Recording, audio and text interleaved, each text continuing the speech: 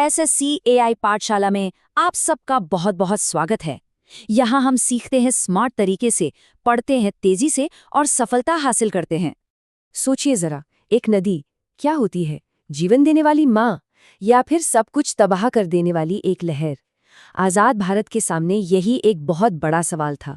वही नदी जो सूखे खेतों के लिए वरदान थी, मॉनसून आते ही अभिशाप बन जाती थी। तो सवाल ये था कि इसका हल क्या हो? और जवाब था बहुउद्देश्य परियोजना, मतलब एक ऐसा मास्टर प्लान जो एक तीर से कई निशाने लगा सके, जो विनाशकारी बाढ़ के पानी को काबू करके एक शांत झील बना दे, फिर उसी पानी को नहरों के जरिए हजारों किलोमीटर दूर सूखे खेतों तक पहुंचाए, और जब वही पानी ऊंचाई से नीचे गिरे तो टरबाइन घुमाकर पूरे देश के लिए बिजली पैदा करे। मतलब फ्लड कंट्रोल, इरिगेशन और हाइड्रो पावर एक ही प्रोजेक्ट से। तो आज हम क्या क्या देखने वाले हैं? हमारा आज का सफर कुछ ऐसा रहेगा। हम भारत की 4 सबसे बड़ी नदी घाटी परियोजनाओं की कहानी को समझेंगे। हीलाकुंड के विशाल आकार से लेकर चंबल की अनोखी रिले रेस तक। फिर देखेंगे टिहरी की हिमालयी चुनौती और दामोदर घाटी का कायाकल्प। और हाँ, आखिर में परीक्षा के लिए सारे जरूरी पॉइंट्स एक साथ। तो चलिए शुरू करते हैं अपनी पहली कहानी से। हीराकुंड, भारत का महाबली। ये सिर्फ एक बांध नहीं, बल्कि आजाद भारत के सपनों और उसकी इंजीनियरिंग की ताकत का एक जीता जागता सबूत है। तो ये बांध है उड़ीसा राज्य में महानदी के ऊपर, और कमाल की बात ये है कि देश के आजाद होने के ठीक 1 साल बाद 1948 में ही इसका काम शुरू हो गया था, और 1956 तक ये विशाल ढांचा बनकर तैयार भी हो गया। लेकिन जो चीज इसे सच में एक अजूबा बनाती है वो है इसकी लंबाई, पूरे 25.8 किलोमीटर। जी हाँ, ये इसके मेन डैम और किनारों को मिलाकर कुल लंबाई है। जरा अंदाजा लगाइए, ये एक हाफ मैराथन की दूरी से भी ज्यादा है। इतना लंबा कि इस पर एक रेस करवाई जा सकती है। इसीलिए तो ये दुनिया का सबसे लंबा मिट्टी का बांध कहलाता है। लेकिन ये सिर्फ रिकॉर्ड बनाने के लिए नहीं था, असली मकसद तो कुछ और ही था।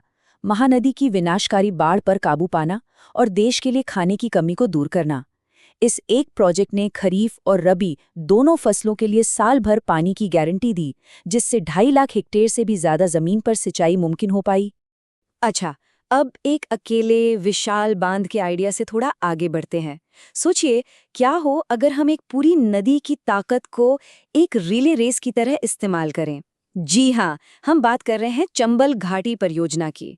ये असल में मध्य प्रदेश और राजस्थान का एक जॉइंट प्रोजेक्ट है, और इसका कॉन्सेप्ट बहुत ही दिलचस्प है, जिसे कहते हैं कैस्केड सिस्टम।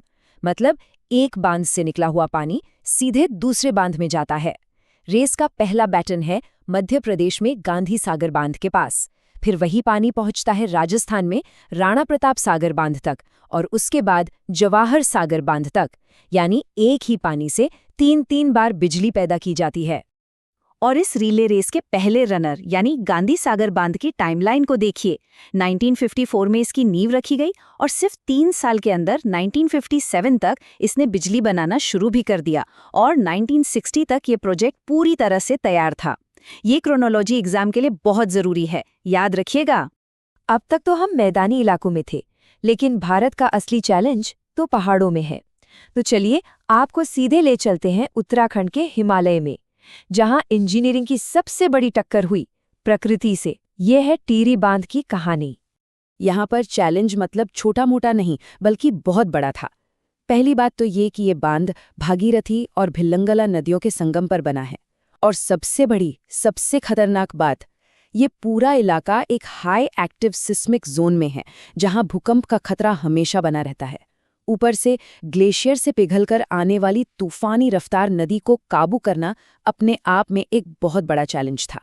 यही वजह है कि जब आप इसकी टाइमलाइन देखते हैं तो एक सवाल उठता है। प्लान बना 1972 में, पर काम शुरू हुआ 1978 में। ये पूरे 6 साल का गैप क्यों? आखिर क्या वजह थी? वजह थी जबरदस्त रिस्क।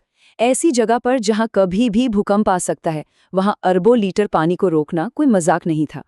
इसी असाधारण चुनौती से निपटने के लिए एक स्पेशल बॉडी बनानी पड़ी, टिहरी हाइड्रो डेवलपमेंट कॉरपोरेशन यानी THDC, जिसे सिर्फ इसी प्रोजेक्ट को मैनेज करने के लिए बनाया गया था। चलिए अब हिमालय की ऊंचाइयों से उतरकर चलते हैं पूर्वी भारत की तरफ, एक ऐसी नदी की कहानी सुनने जिसने अपनी पूरी किस्मत ही बदल डाली। हम बात कर रहे हैं दामोदर वैली कॉर्पोरेशन यानी डीवीसी की, जिसे बंगाल का वरदान भी कहते हैं। एक जमाना था जब इस दामोदर नदी का नाम सुनते ही लोग कांप उठते थे। इसे कहा जाता था बंगाल का शोक। हर साल मॉनसून में ये नदी बंगाल और झारखंड में इतनी तबाही मचाती थी कि इसका नाम ही शोक पड़ गया था। लेकिन फिर कुछ ऐसा हुआ जिसने इसका पूरा इतिहास ही बदल दिया। और इस प्रॉब्लम का सल्यूशन पता है कहाँ से आया? सीधा अमेरिका से।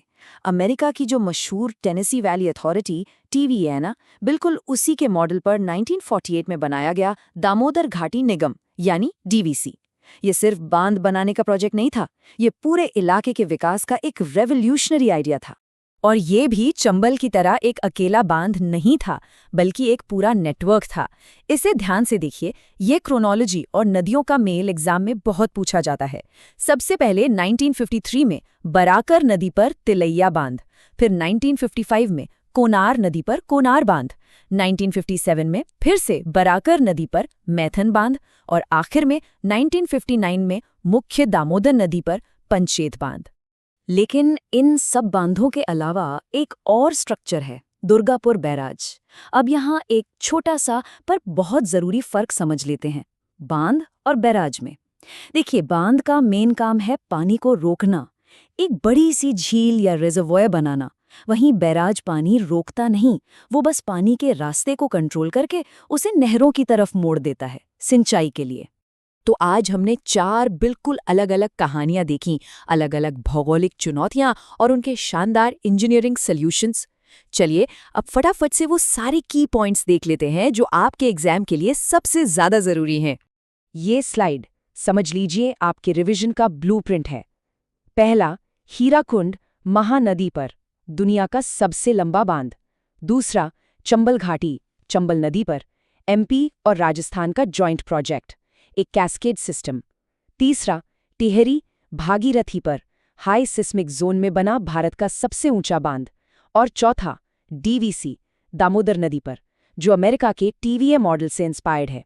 देखिए, हर प्रोजेक्ट के पीछे एक यूनिक कहानी है और यही बात इन्हें एग्जाम के लिए इतना इम्पोर्टेंट बनाती है। तो ये विशाल प्रोजेक्ट सिर्फ पत्थर और कंक्रीट के ढेर नहीं है, बल्कि ये मॉडर्न इंडिया के बनने की कहानी सुनाते हैं। उम्मीद है ये सफ़र आपको पसंद आया होगा। अगर हाँ, तो इसे लाइक ज़रूर करें, चैनल को सब्सक्राइब करना तो बिल्कुल मत भूलिएगा। और हाँ, कमेंट्स में बताइएगा कि ये चर्चा कैसी लगी और अगला